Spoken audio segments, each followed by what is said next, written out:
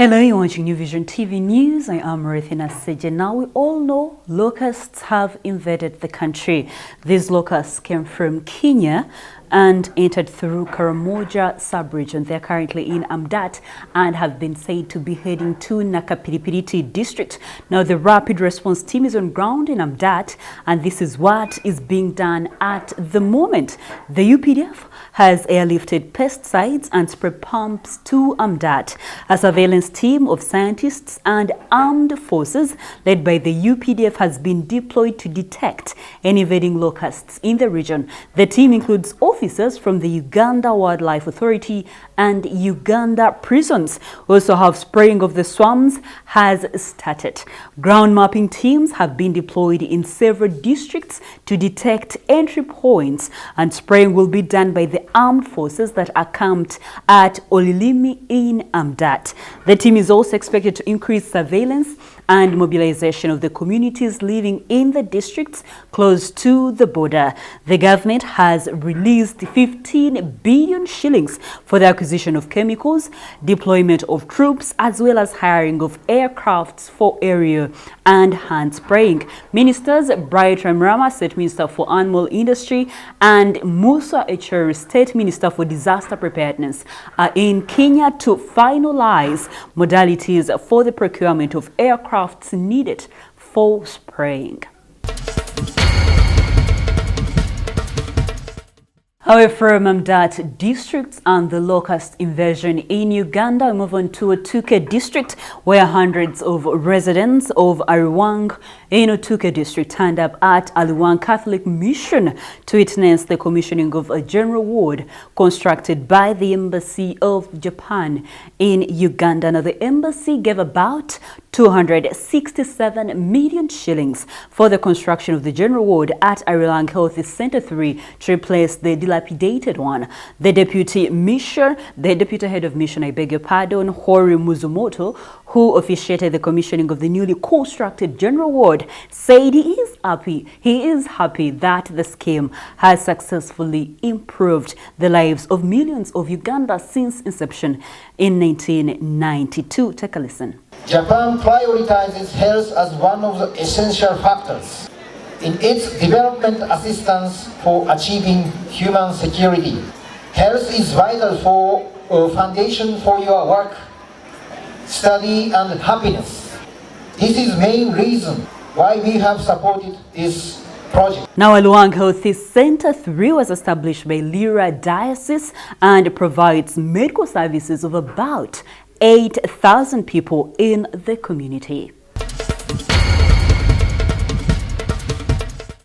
However, from Uganda, let's look at some of the stories making news in the continent. From Cameroon, Cameroon voted Sunday in polls overshadowed by a partial opposition boycott and separatist violence that has displaced hundreds of thousands of people. Elections for the Central African country's legislature and local councils took place for the first time in 7 years after 2 postponements, but an opposition boycott means they are unlikely to trouble the rule of President Paul Biya, one of the world's oldest and longest serving leaders, who has laid a tight grip on power for 37, and he is 86 years old. Now, as voting began, large numbers of police and soldiers deployed on the streets of Bua, the capital of Southwest region, one of the provinces gripped by bloody separatists and violence. However, from the continent, we move on to the United States. Now, American Factory, a documentary produced by Barack and Michelle Obama for Netflix about a manufacturing plant in the U.S. Midwest reopened by a Chinese billionaire, won the Oscar for the best documentary on Sunday. The film charts a Midwestern Rust Belt community's journey from optimism at a giant plant is reopening, bringing back vital jobs, towards creeping anger and disillusionment as the Chinese management imposes its strict, extorting demands on workers and sacks those who do not comply. Our film is from Ohio and China. Director Julia Raychest said while accepting her golden statuette, but it really could be from anywhere that people put on a uniform, punch a cloak, trying to make their families have a better life, she said. Now co-directed by Raychest and Stephen Bogner, the film is an all-access look at how both American and Chinese workers from blue-collar to management had their lives transformed by powerful global economic forces that caught the eyes of none other than the Obamas.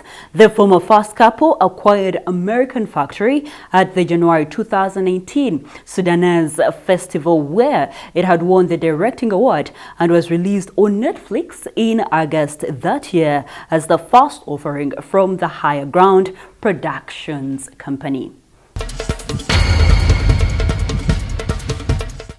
That's all I had for you this afternoon. Thank you for watching. Be sure to catch my news updates and other programs here on New Vision TV by visiting our website, which is newvision.co.ug/video.